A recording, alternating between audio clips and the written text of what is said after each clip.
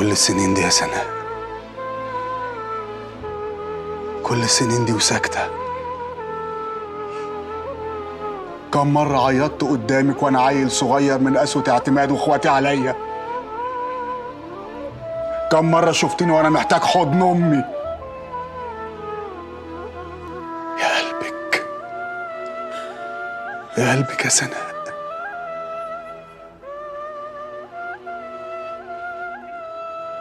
كنت فاكر إن أبويا أكتر واحد قسي عليا في الدنيا لما خبى عني مين أمي، لما مسح كلمتها من حياتي كأنه بيمسح خانة في بطاقة، لما اختار لي اليتم قاصد،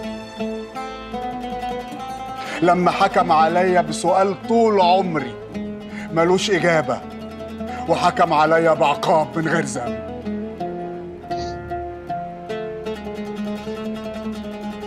يا ريتني كنت شلت كل ذنوب الدنيا ولا عرفت إجابة سؤال رمتني في دوامة 100 سؤال أصعب. سبت ابنك ليه يا سناء طول السنين دي وجوه قلبه وجع وعيونه كلها يتم وحيرة؟ سبتيه غريب ليه وسط أهله؟ حرمت ابنك ليه يا سناء من أحلى كلمة في الدنيا وحرمتيها على لسانه؟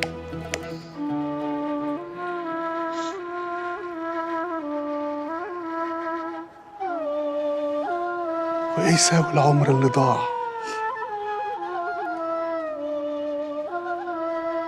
انت أم يا سناء، أم ازاي انتي؟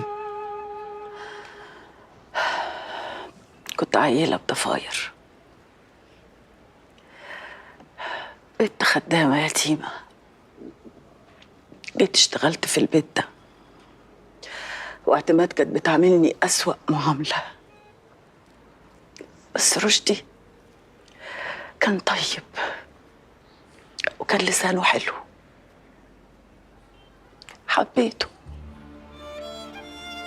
وكنت باخد بالي منه وبهتم بيه لحد ما حس إن أنا عوضته عن حاجة ناقصاها.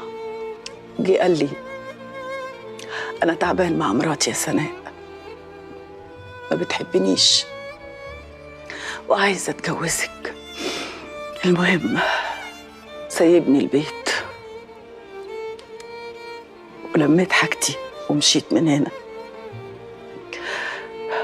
واتجوزني وقعدني في بيت تاني، بس طلب مني ان انا ما احملش،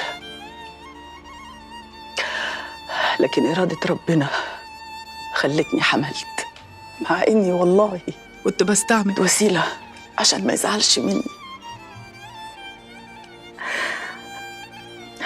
اتضايق قوي لما عرف ان انا حملت، بس لما خلفتك وشافك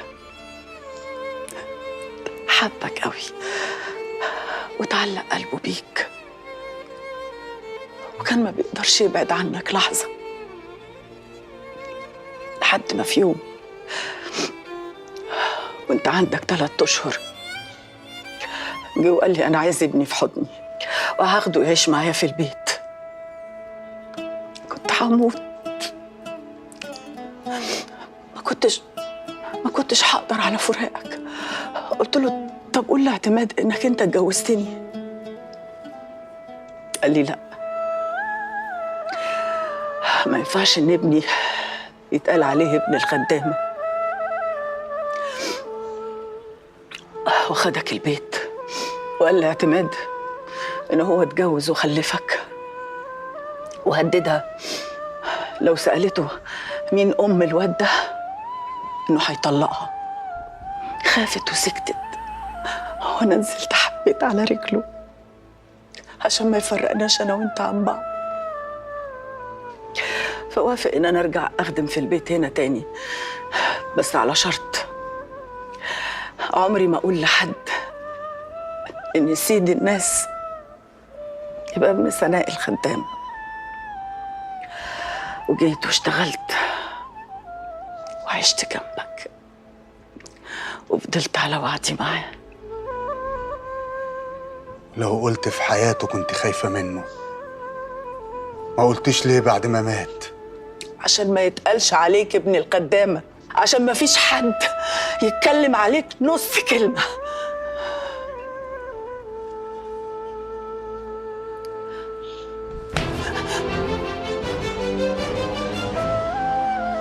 امشي، لمي كل حاجاتك وامشي بره البيت، وانسي انك كنت في يوم تعرفيني او انا اعرفك. انت اكتر حد ظلمني في الدنيا.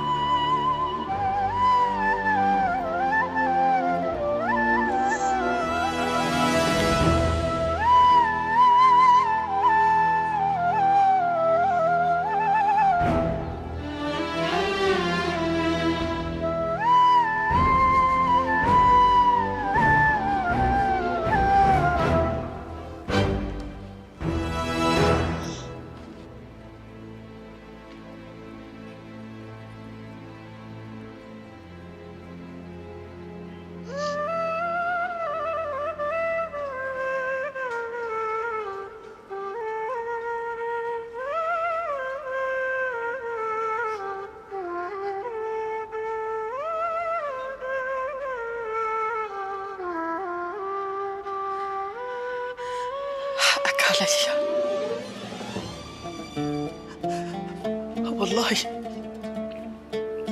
أنا لا كنت أقصد أتعبك ولا أعذبك ولا أظلمك. أنا اتعذبت أكتر منك يا جرحي، واتظلمت أكتر منك. على الأقل أنت ما كنتش تعرف، لكن أنا اللي كنت باصة وشايفة ابني قصاد عيني، ولا قادرة أقول له.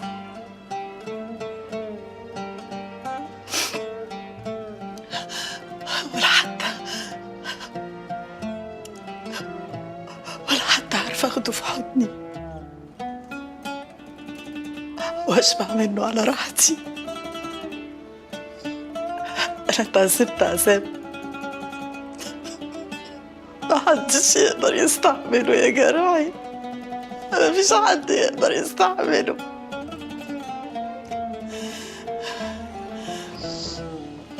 كل ده عشان خاطر عينك يا حبيب أمك. وحياة سيدك المصطفى عليه الصلاة والسلام، وحياة النبي السامع حنية،